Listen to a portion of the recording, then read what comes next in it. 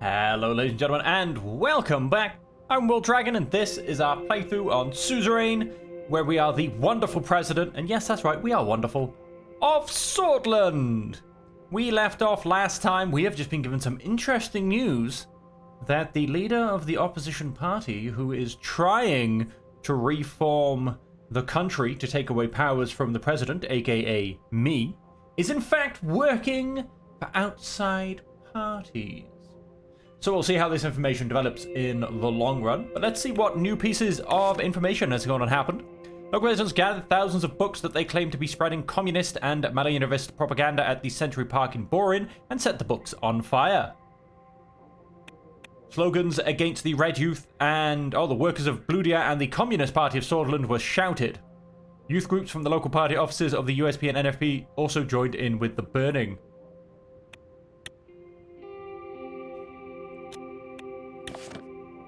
Massive counter-protest against young swords led by a local politician known to be aligned with the Red Youth resulted in many injuries and property damage. Subsequently, young swords and National Front Party flags were burnt, which caused tensions to escalate.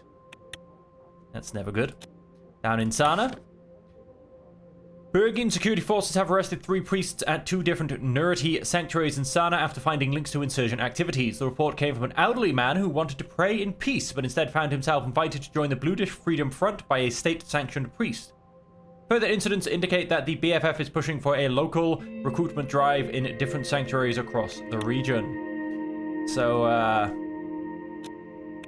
links are being proven between the terrorist group and the non-terrorist group. The mayor of Narble has reported that their hospitals are overburdened and they're able to respond to the needs of the citizens. Complained about months-long waiting lists for terminally ill patients. On top of the capacity issues, it was also noted that facilities are still largely using outdated equipment. In Lakavan. As per the latest news from Lakavan, the farming industry has taken another hit as a result of the recession. There are reports that 16% of all wheat in Lakavan is rotting in barns due to a lack of buyers. Farmers are requesting additional funds from the government to survive the year. I don't think that's curtailed at all. So obviously we do have our events in the capital. Let's quickly check the regional map. I don't think there is anything. Diplomatic mission is going on. We'll see what comes back from that. I think there was another, up in Agnolia as well. I think that was it. Right, so let's go back to the regional map. Let's check our news. Red Youth rises, warning bells for Swordland. School poisoning in Ribble. Police have arrested the principal of a high school in Ribble in southern Bergia, where 12 students died after eating a free meal laced with pesticide. Wow. Police have started investigating to solve the mystery of how the pesticide ended up in the food. Yikes. Upcoming government budget changes. As the top economy experts in the country, we have been watching the upcoming change to the government budget very closely. Economical challenge lies ahead, and we'll see if he can prove his capabilities as a leader who can think ahead. Potential ramifications of diverting the funding to certain government branches has always been a point of contention for any leader, and is no different for this case. Worker unions put pressure for promised benefits. In a tactical move to accelerate the implementation of the promised benefits, the Communist Party of Swordland and the Labour Union of Swordland have declared a labour strike at Gassam. Why, of course. United in protest, Luss and CPS gather in Narble. Not only marks a new phase for the fight of workers' rights, but also sends a powerful message to President Anton Rain. The workers of Swordland will not be silenced or sidelined. Time for women to stand up. The women of Swordland have always been under pressure by an unequal society and the system of discrimination that was built by old men who knew about war, said Katarina Horton in a women's rally that was held in Holsword yesterday. Questioning Solace Education, the newly unveiled SEPA Education Performance Report unveiled a sad reality about Swordland's abysmal status in comparison to many countries. Swordland was rated 39th out of the 68 nations that were assessed by the OMEC organization. That is terrible. Emraka emerges as buffer zone and global trade power. The Federation of Arakan Isles, a collection of strategically located islands between the continents of Makopa and Kontana, is positioning itself as a significant buffer zone and a global trade power amid the escalating tensions between United Kontana and Arcasia.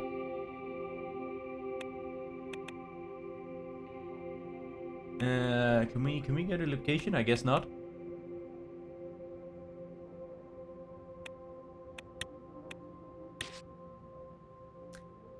Grace nations unite to counter ideological influences, forge parallel financial order.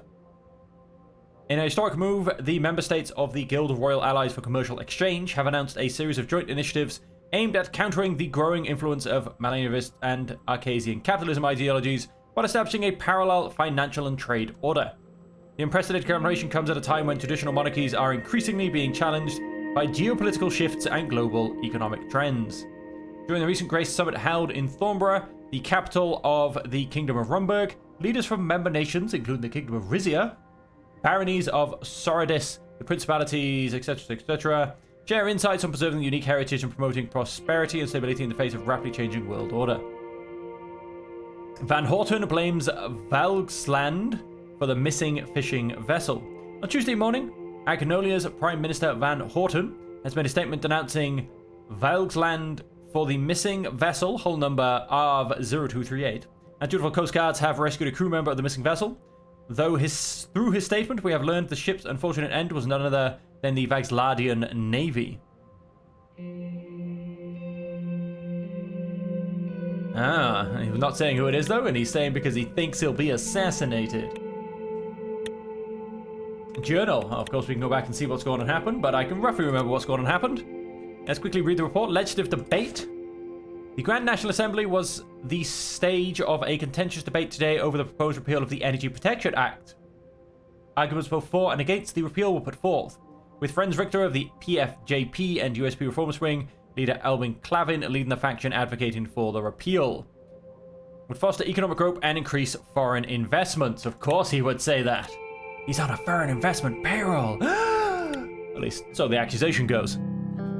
It was a Saturday afternoon, my first break from work in what felt like years, and the weather couldn't have been more perfect. Trying to keep my mind off the upheaval sparked by the circus assassination, I lit the backyard grill.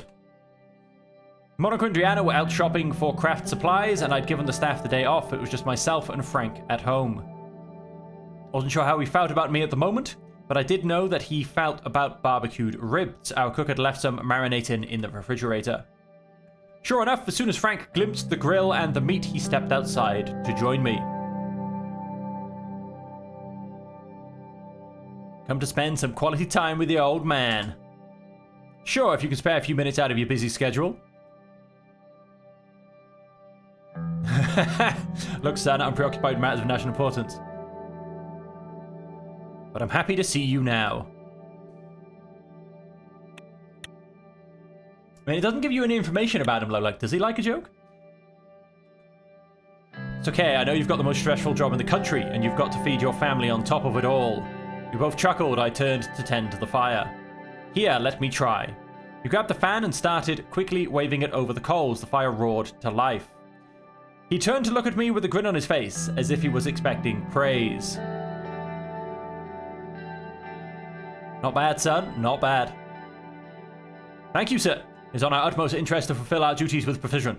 The grilling shall commence in exactly 1 minute and 32 seconds.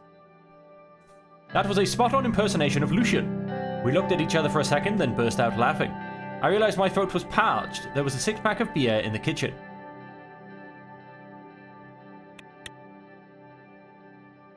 Currently studying at the Holsword Markian High School. How old is he? Is he allowed to drink? Will this come back to bite me in the ass? Probably. We're going to do it, though. He looked at me in disbelief. You mean I can? But Mum told me. He stopped himself quickly, ran inside, and returned with 2 beers. We cracked them open, clinked the bottles, and gazed out at the city skyline. For a moment, my thoughts flashed back to my childhood and my relationship with my own father. My father was a rich man. We never had to worry about food, clothes, or anything else. Yet he was nearly always away, and constantly distracted on the rare occasions when he was at home. Now that I was the president, I was worried that I would end up just like my father, distant and absent from Frank's life. Dad, can I ask you something? Your family, you can ask anything. It's just, I feel like there's so much you've been hiding from me about your past and about what's going on right now. Like at dinner that night after the ball, you told me everything was under control, but it wasn't, was it? I know what happened in the 20s, we learned all about it in school. Now with the protests and the riots, is it going to be the same thing? Dad, is there going to be civil war in Swordland? No, I will never let that happen. Good. But what was it like back then? Uncle Peter said the two of you went through a lot. I'm not a kid anymore, you can tell me. Before I could gather my thoughts, the familiar images started flashing before my eyes. Images of soldiers advancing towards me and my friends, weapons drawn. Of people I knew, friends and neighbors being dragged through the streets and murdered in alleyways. The shock and grief on the faces of fathers, mothers, and orphan children. Those were dark times. It seems like it. You're nearly a grown man, let's talk about it. Leaned forward in his chair, his eyes wide. Tell Frank about the coup of 1927. I was barely older than you are now. Studying economics at the Lackavin Business School, I was a freshman, excited and young. I had just left the classroom to go back home as I heard the sound of multiple vehicles approaching the campus gates. As I got closer, I realized they were military camouflage trucks and tanks carrying hundreds of soldiers. The same soldiers that were supposed to protect Swordsland citizens pointed their guns at us. They immediately took control of the facilities. One of my friends asked what was going on and was arrested immediately. More people got angry and gathered in protest. Refrain from telling him the brutality. I was there with the protesters as they declared martial law. We marched towards them, they threatened to use force, but we stood our ground. I stopped there and turned my head away from Frank. It was time to tell him about the Civil War. Right after I met your mother, we had both joined the same political debate group to push for change after the coup of 27. But over the next year, the state of Swordsland deteriorated. People started picking sides, and I tried to stay away as much as I could. Then, one night, it happened. Two different factions in the army, one of them led by fascist General Luderin and the other by socialist General Ricard, started fighting against each other. It was a bloodbath, nowhere was safe. People organized protests either for or against Ricard. I heard about the clashes the next day. Many of my friends were shot or arrested. I isolated myself for months. It's okay, I'm sorry, I shouldn't have asked you about it. I know I don't understand how easy my life is sometimes. One more thing though. I know that you managed to not take any sides. Do you mind if I ask why?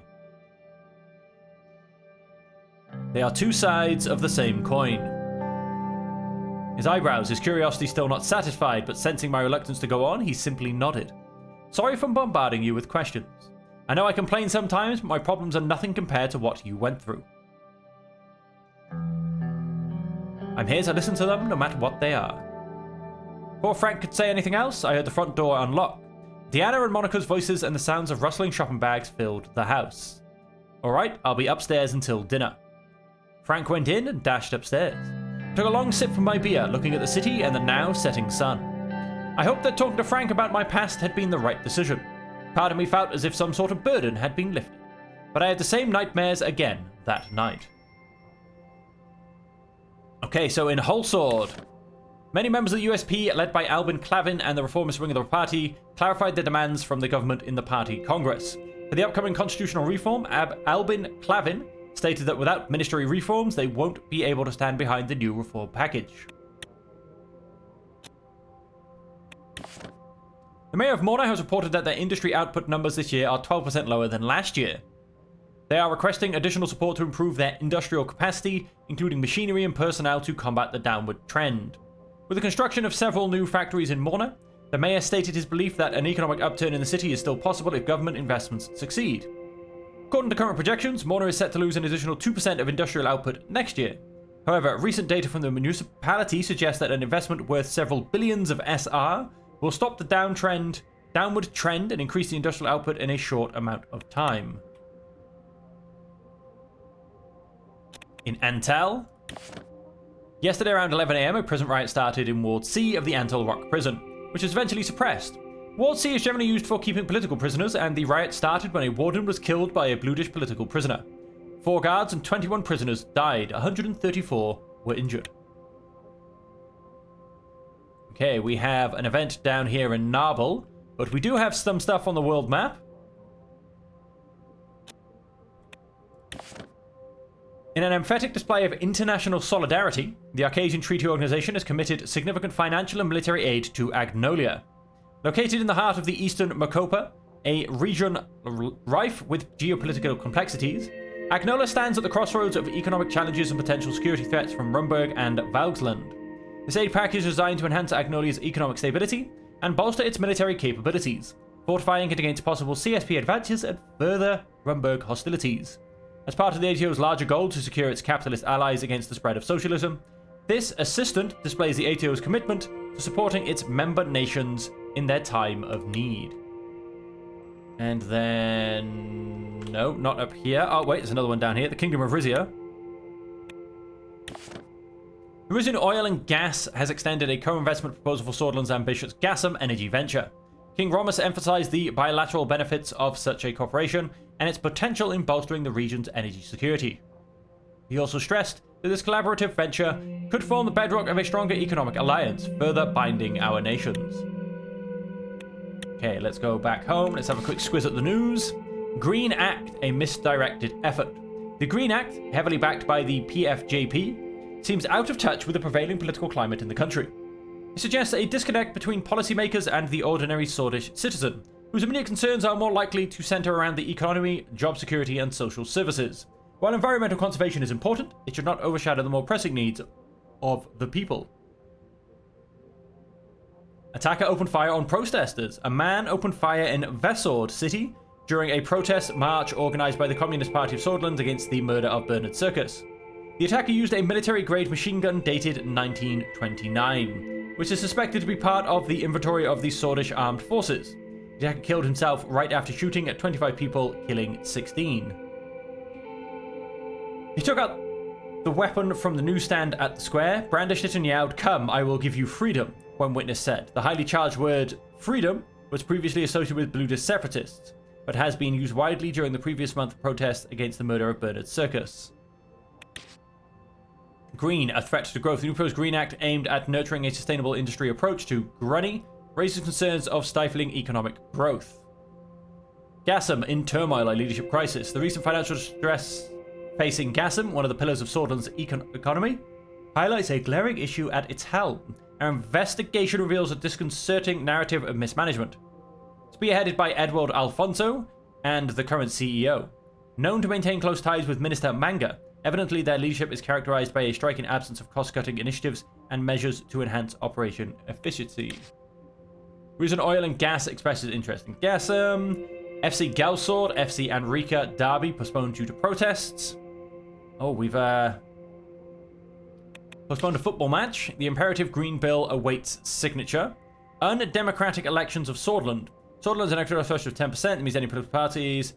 This is the very reason why the United Swordland Party holds 50% of the seats in the Assembly today. It is also the reason why the largest ethnic minority of Swordland is non-existent in Swordish politics.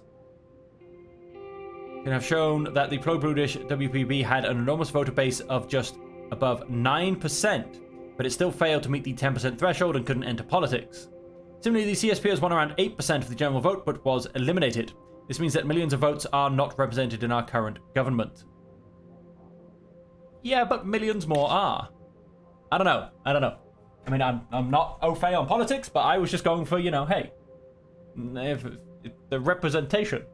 I suppose that does mean that 17% isn't actually represented. That is actually quite bad. Anyway, CSP's workers' report under scrutiny. A recent report on the workers' rights released by a reformist faction within the Contanon Security Pact has stirred international discourse, attracting both considerable attention and striking skepticism. While the report offers an ostensibly comprehensive overview of labor conditions within CSP member nations, critics argue that the data could benefit from a more nuanced and detailed analysis. The CSP's assertive claim of surpassing global standards in terms of minimum wages and unionization rates is a contention that invites closer scrutiny. It remains essential to distinguish between the stated policy objectives and the actual situation on the ground, considering the complexity of labor dynamics. Anraka broadens economic horizons. Anraka is taking strategic steps towards diversifying its economic portfolio, with a keen focus on investing in energy-exporting nations. This approach not only indicates Anraka's intent to strengthen its economic stability, but also underlines its foresight in recognizing the burgeoning value of energy sectors worldwide.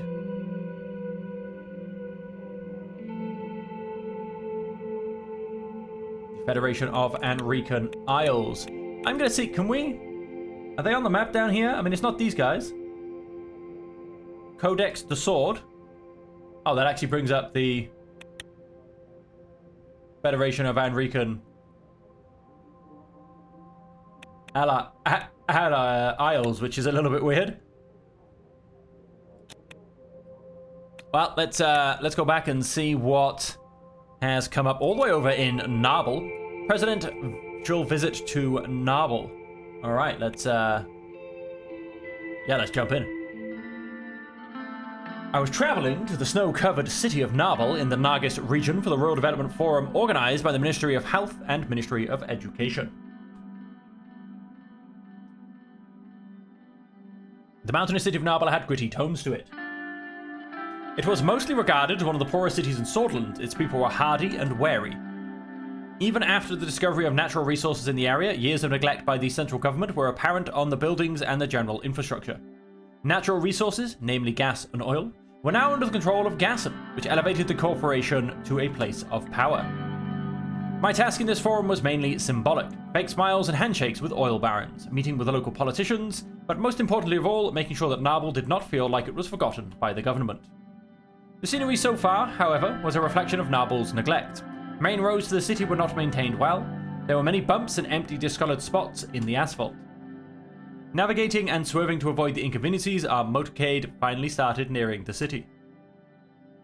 As if my discomfort from the bumpy ride was apparent to him, Serge rolled down the partition window. We will be arriving at Hotel West in a few minutes, sir. Thank you for letting me know. Anytime, it is my duty. After a moment, Serge started to smile under his mustache. What's that smile for? Sir, I just want to say it has been great these last 2 months. As you know, my wife Susan recently gave birth to our son, sir, and now my daughter just started at a very good high school in Holsword. Congratulations. I appreciate it, sir. Truly, I was worried that I wouldn't be able to afford a good private school if she scored less in the entrance exams.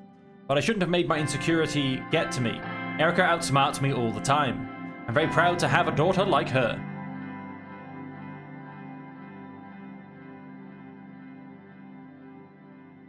I also hope that Diana grows to be like her mother someday. I'm sure she will, sir. After all, she is the daughter of a lion and lioness. My daughter looks up to the First Lady for inspiration, and it's not just limited to my daughter, sir. She is an inspiration for almost all women in the country. But at the same time, it must be hard for the First Lady as well. All this attention adjusting to this new, high-profile life, and a husband that has great responsibility. It is hard for both of us. It must be, sir. We sometimes forget the important people in life between all the responsibility and rush. You know, those we care for. I agree. Serge continued after a moment of silence. Have I told you, sir, we named our son George? The doctor said he is very healthy, and thankfully, so is my wife.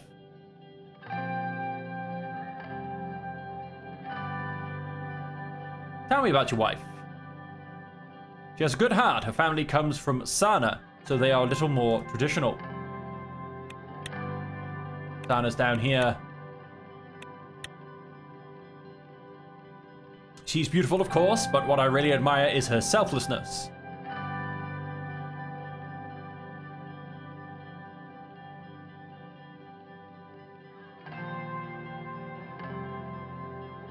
About my wife, it's only fitting a lioness for a lion. Serge sighed. I've already started thinking about their university education, especially Erica. I want to send her to a good private school, but with the current state of the economy, it's going to be hard for us. We will fix the economy one way or another.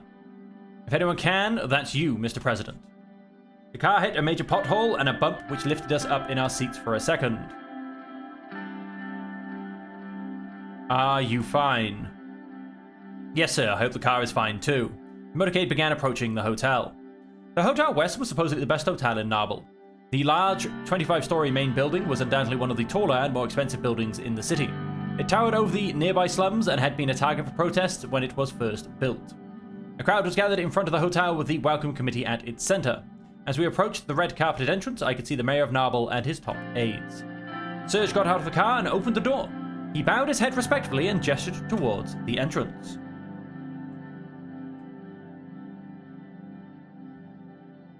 Thank you. Have a good day, Mr. President. As soon as I left the vehicle, the fresh air of marble filled my lungs. Almost immediately, everyone present in the crowd flocked over to me with an excessive display of courtesy, smiles and handshakes whilst I donned the mask of a politician. A mask that I was very used to. And there you have it. That is... Ooh, we hit 50%! We hit 50% of the railway construction. I love that. Young sword, approximately 1646. You know, just give or take a second. On Monday, a terror attack occurred in Vesord city centre during a rally by the left-wing CPS. The attackers, suspected to be working with Young Swords or another organisation connected to them, opened fire with an automatic rifle on the protesting civilians. 17 people were killed, including the attacker, who shot himself afterwards. Witnesses testified that the rifle was hidden behind a newsstand. Our local police are now wary of this tactic, and all newsstands will be inspected by the police before and during crowd rallies.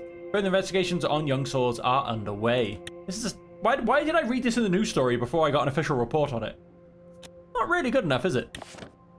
Franz Richter, leader of the PFJP, recently outlined the demands for the reform package. He declared that without the implementation of terms limits and limited decrees, it would be very difficult for him and his party to stand behind the reform package. Okay, and so let's see what news came up, because apparently my news is better than my own internal reports. Protests appear calmer. Nationwide protests persist, albeit with a slight reprieve in tension across some cities. Isolated incidents of violence were reported on Monday night in a few major cities, notably Deya and Lachaven, amidst the prevailing unrest.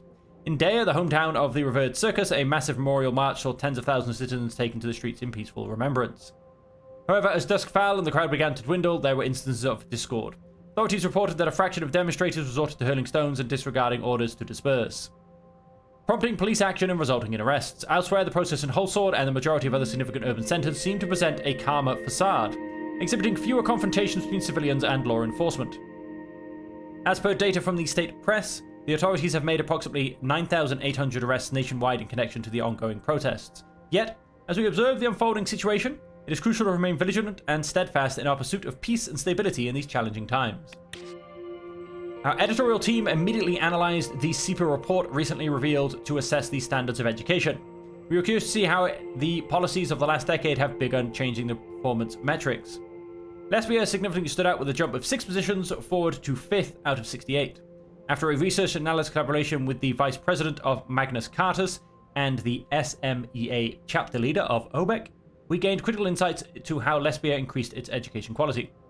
Boils down to 2 major points. One is the privatization efforts led by Prime Minister Alvarez that led to most schools in wealthier neighborhoods, 1,404 to be precise, to be privatized.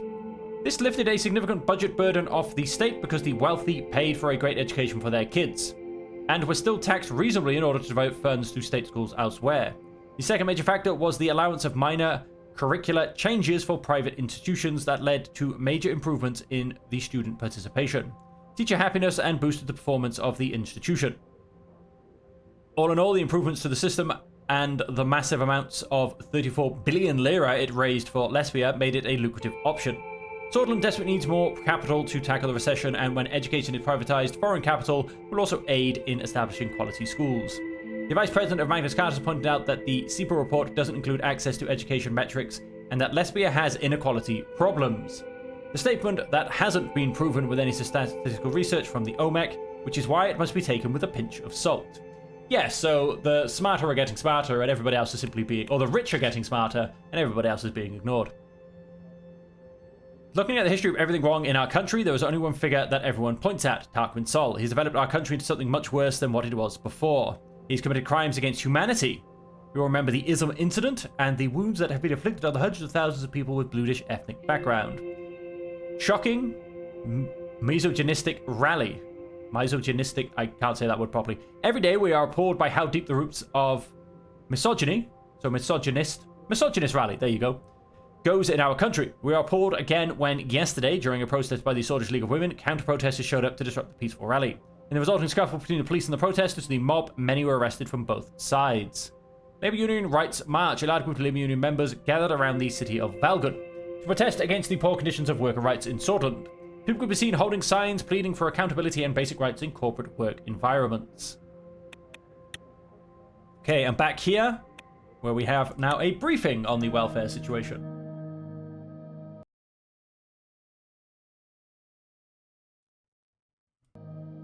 I arrived at the meeting room for my talk with Ciara and Pascal. Before beginning, I took a moment to appreciate the view from the balcony. The mountains of Narbel were completely covered with snow. While I was mesmerized by the scenery, Pascal Bennywall walked up to me, Minister of Health.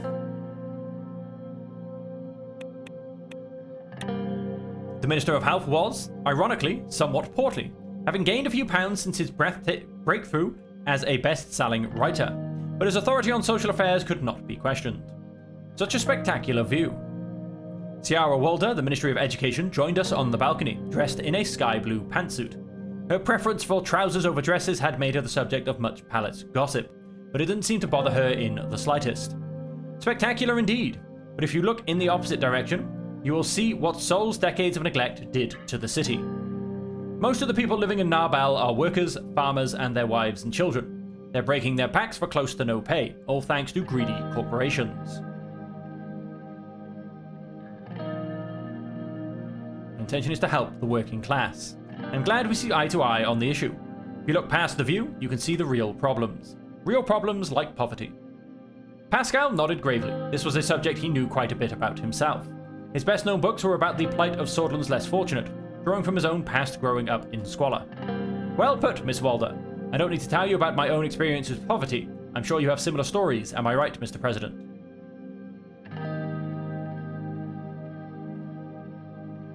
Thankfully, we never had any problems with money. You know the saying, you don't know what you have until it is taken from you. You don't have to have been poor to sympathize with the plight of the impoverished. Much as you don't have to have been born a woman to recognize Sordland's need for parity among the sexes. Parity among the sexes shouldn't be our first priority. Look at how many high-ranking female politicians our country has. Appearances can be deceiving, Pascal. Her voice sounded bitter. Think about how Lilias Graf got to her current position. Minister of Interior of Sordland. I don't necessarily believe the rumors about her and Sol, but she could never have risen so high if she didn't parrot his cause. Gloria Tory, is it an accident that the first female assembly speaker is such a staunch conservatist? And then there was Alfonso's habit of promoting women to prominent positions to give Sordland a progressive sheen while accomplishing nothing in reality. While women in places like Narbel are denied any opportunity to advance, the government can use a handful of female politicians from wealthy families, myself included, to pretend their obstacle to success is their own lack of initiative. Meanwhile, those of us who don't use our clout to help powerful men stay in power are denigrated as angry spinsters. I ask you, Mr. President, does anyone care what your strategist, Mr. Gallard, doesn't have a wife? This guy, Lucian.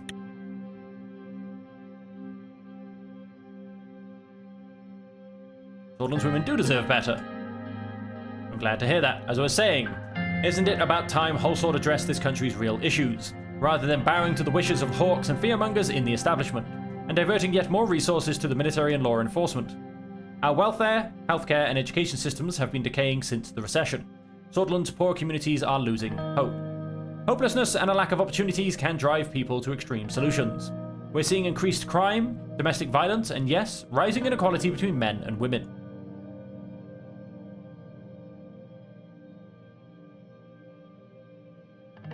Only we can stop the recession creates jobs and growth. Must be prioritized towards the resources that matter the most. Those issues must be tackled from different directions. We need to engage it holistically. I'm planning to help by using an increased budget to improve the quality of healthcare. That could prove useful, but we need to be doing a lot more. Education has similar issues.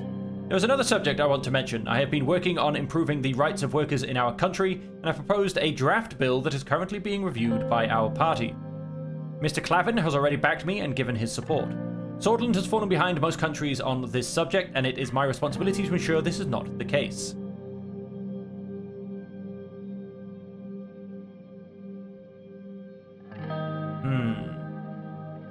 There's always room for improvement, and it's good to hear you are pushing for it. Appreciate the kind words, Mr. President. I will not let you down. It is also a matter of life and death. Every decade, we hear of some horrific accident due to employers' disregard for their workers' safety. So will you back the bill when it arrives on your desk, Mr. President? To make a decision, I would need to evaluate the contents in detail. Of course, I'm not signing anything willy-nilly or making promises. It's like signing a document that's blank. Understandable? You will receive all the sections in an outline. It's getting a little cold out here. Shall we continue our discussions indoors? The meeting room was already prepared for state business. Small gifts for each of us had been placed on the table by the municipality. We took our seats. Tell me more about your plans, Ciara. With pleasure. Swordfish education is free, but we have a very outdated system that I want to reform. The other important issue is the lack of access to education in rural areas, especially for young girls. Your administration has the power to solve both problems. My highest priority is to get enough funding to be able to build schools in rural areas while I cleanse our education system of its nationalistic indoctrination and sexist teachings. What is the literacy rate of Swordland? Is at 80%. This is a very good indicator for future growth, but it needs to increase. It's also far lower among girls than boys. If I remember correctly, the most illiterate areas are Bergia and Angland. There's Angland and... Well, hang on, I don't... Oh, there you go. It shows this is Bergia here. That is correct, although Lakavan skews the statistics for the Nargis region, which also has a vast number of illiterate citizens. This underlines my point about the lack of access to education. How many students and teachers do we have? Currently there are about 5 million students, 3 million in primary education, 1 million in second, and 1 million in tertiary. There are about 1,055,316 teachers. Swordlands is full of young and bright minds. Our country is indeed full of potential. I think there needs to be a change in what is being taught. We should have children to ask questions and educate themselves. How about the difference between urban and rural? Urban areas have 3 times the number of schools per 10,000 people compared to rural areas. Rural areas also suffer from a lack of teachers.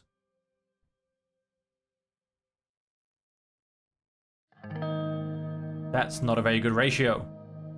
The situation is worse than expected. This is one of the most important problems we face, if not the most important. A huge part of the population is forgotten in terms of welfare. Thank you, Clara. I can fill in the blanks from here. I want to hear about the healthcare system. As you wish, Mr. President. Swordland has a free healthcare system, except for a few private hospitals operating under it. Most of the populace receives adequate treatment. Health issues primarily appear in rural areas due to a lack of quality services. I'm doing my best to ensure the citizens of all ages receive the best healthcare they can. I also personally want to solve our high infant and maternal mortality problem. Are there per 10,000 citizens? There are 10 beds per 10,000 citizens. Compared to most of our neighbours, this is a very good number. Our amount of beds is higher than the countries of Agnolia, Welland, but we obviously can't match Lesbia or Velgsland. Agnolia and Welland should hardly be used as a standard, but it's good to know we aren't in a massive health crisis yet. Our life expectancy is 65 years. The infant mortality rate is a worrying 121 per 1,000 births, whilst our maternal mortality is at 5 per 1,000. I assure you that we are doing everything we can to save mothers and their newborns. Those numbers are saddening indeed.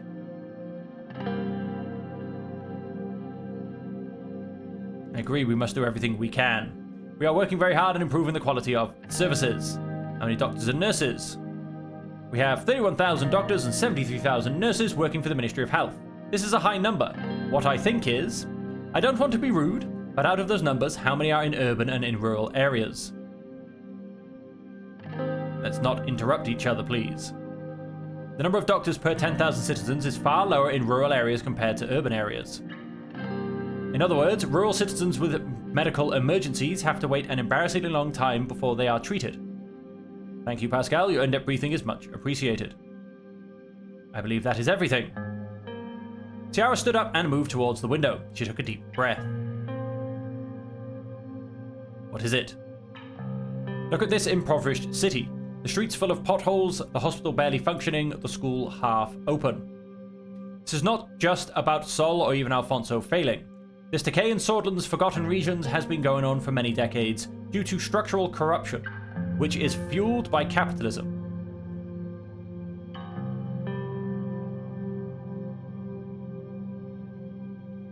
Pascal, what do you think?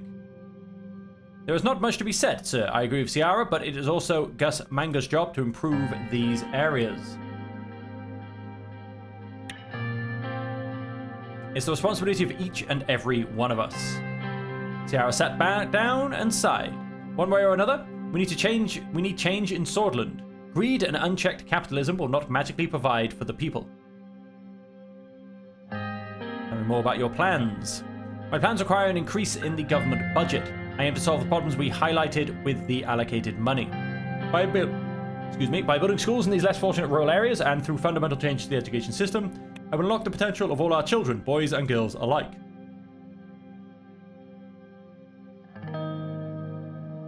My election mandate was to improve education. We will deliver on this.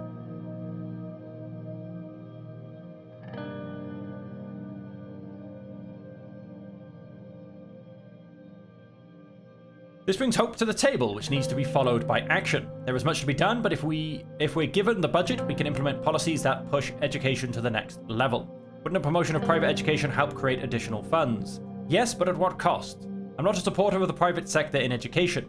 At the end of the day, they are focused on profit first. I personally want to improve the low quality of healthcare in rural areas, so I created draft plans to increase the salary of doctors and to upgrade the equipment of the hospitals. I can do more with an increased budget. Additionally, a privatization plan to promote private investments in the healthcare system could allocate extra funds.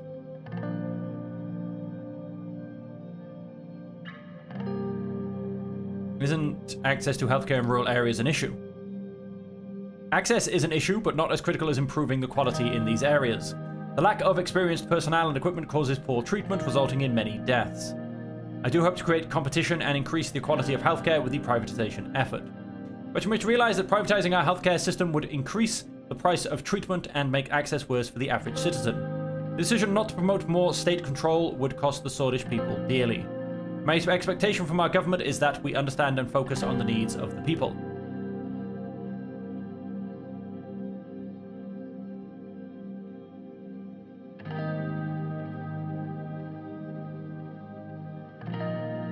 Mr. Walder, I have bailed out people in need instead of businesses. Trust me, my priorities are correct. It has shown your dedication, but there are many years ahead of us. This is just the beginning of the journey. No matter how small a step, it is still progress. You'll recover all the necessary subjects.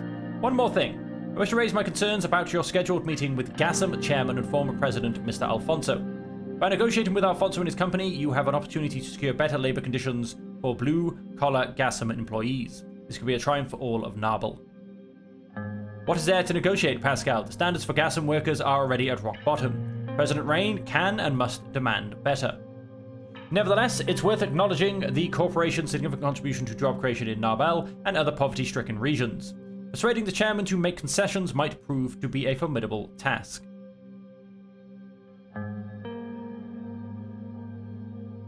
What good is job creation if the workers are treated poorly? I know how slippery Alfonso can be. Bringing this up with him will indeed be a challenge. Do this right, we can get an awesome solution. That would be quite the impressive feat. You'd make headlines for it. This matter is close to my heart. I would personally be grateful if you are able to resolve the concerns raised by Katarina Horton and her fellow Labour representatives. It would be difficult to imagine a CEO like Alfonso giving benefits to workers without him personally gaining from it.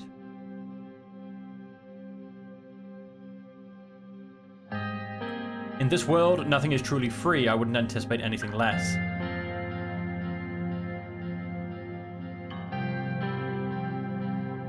I'm sure we can find a path to compromise. The middle way often sways perilously close to the status quo. We must ensure that any negotiations genuinely benefit the people and not just uphold the interests of corporate giants. Thank you for your input, Ciara, but I will stress to President Rain how important it is that the door to dialogue remain open. Ideology should never get in the way of bringing about tangible, lasting change. I'm encouraged by the willingness of Mr. Manga and Mr. Alfonso to meet with me. It's a step forward.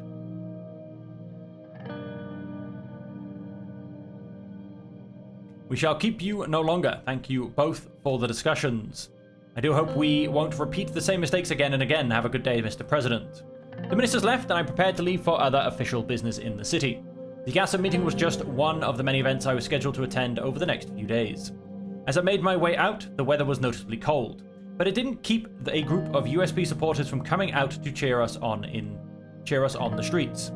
By looking at the citizens' attire, it was easy to understand the current state of Narbal. Some people were wearing clothes a few sizes too large, some kids did not even have shoes. Yet there was hope in their eyes. They were excited to see their president in the city. Okay, so we are, of course, in the middle of the budget. Up in Estord, police department has found a decapitated body in an abandoned house where the victim was later identified as Kurg Lenk, a high school teacher and a member of the local Young Swords Cultural Center. The victim was discovered to be tortured with hot iron rods before his tongue was cut off. Police suspect Red Youth are responsible for the incident. It has not been made public. Now we'll find out. Oh. No, I thought that was a picture of a railway track then, I was about to say. A coal mine has collapsed in Morbel. Emergency response teams were dispatched immediately due to the sheer size of the disaster. Additional manpower and supplies were requested from nearby cities. Initial investigation shows that an underground fire has started due to the neglect in working situations by the Nedam mining group. Current death toll is 82 and counting. Repeal of the Energy Protection Act of 1932 fails. The proposed repeal of the Energy Protection Act of 1932 was put to a vote in the Assembly today, resulting in its defeat, despite strong advocacy from the reformer factions of PFJP and beyond, including within the USP under Albin Clavin. The majority of the Assembly, led by USP and NFP, voted against the repeal 179 to 71. Consequently, the Energy Protection Act of 1932 remains in force, maintaining the status quo of foreign ownership restrictions of energy companies in Swordland. This is the whole 20% thing? To 20%, yes. Okay, well, it's still at 20% then.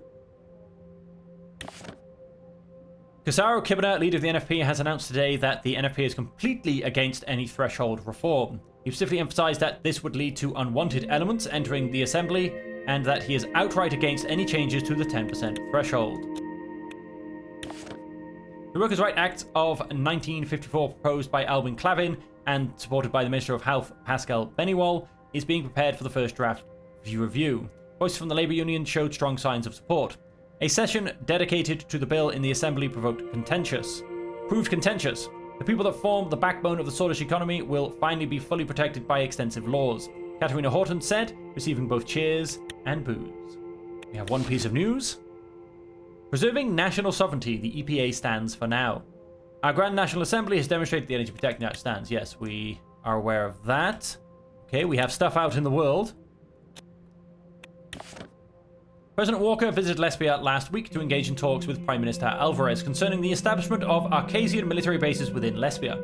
Following the conclusion of the discussions, an agreement was reached between the two leaders regarding a significant military defense investment in Lesbia. As part of the agreement, a large military base will be constructed on Ravnos Island.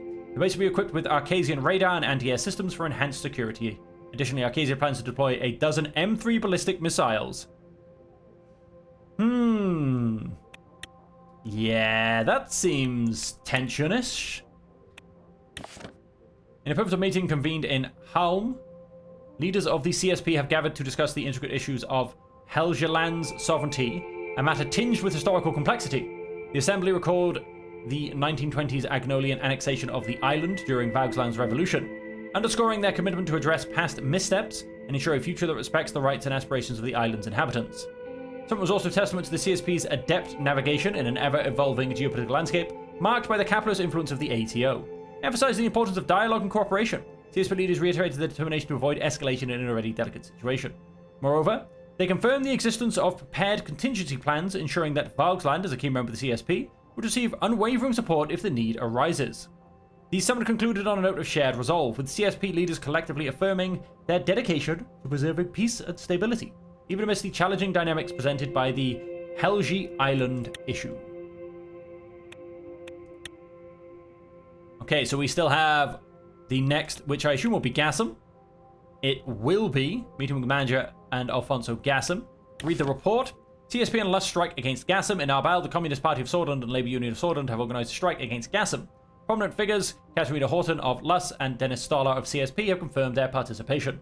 The impact of the strike on Gassam's operations and wider political climate in Narbal remains to be seen. Blue-collar workers at Gassam and Narbal have initiated a labour strike. This industrial action follows disagreements over wages, working conditions and workers' rights. The strike has resulted in a temporary disruption to Gasum's operations. The duration of the strike and potential impact on Narbel's local economy are currently uncertain. Negotiations between Gasum management and the striking workers are reportedly ongoing. And with that, ladies and gentlemen, we are going to end the episode there. When we come back, we have an oil company strike to deal with.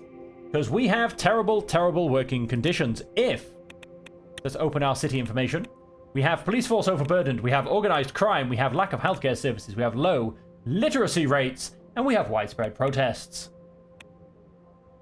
And so with that, we've got a lot of work to do. The way I genuinely see it, the way this episode's gone, now, don't get me wrong, healthcare is very important, but I put education first. Because if we increase literacy rates and education rates, then our people get smarter. They get better jobs. They can do things in a better sense. Even the people that we would then employ in government services would be better educated. This, for me, is a massive, massive thing. Now, I like how there's a railway between myself and Rumburg. That's always fun. We need to build a railway to Agnolia. That would help things out. From Lackavan all the way to their capital in, I don't know, Stalport, I think, is their capital. Beautiful idea, that's all I'm going to say. That's really we have one all the way down to Velgan. Comes up through, so that's unfortunately that little bit is going to be missed up. Oh no, we do go to Morna as well. And then it comes through here, it comes across to Dare, goes all the way up to Lackavan, and then it goes all the way into Rumburg, which is, I imagine, a rather blockaded railway line right now. But as I said, that is all we have time for in today's episode. I hope you've enjoyed it, and I hope you will continue to come back as I attempt to fix the country of Swordland and make it great once again. And until next time, ladies and gentlemen, as per always, I hope that you all stay safe, happy, and healthy.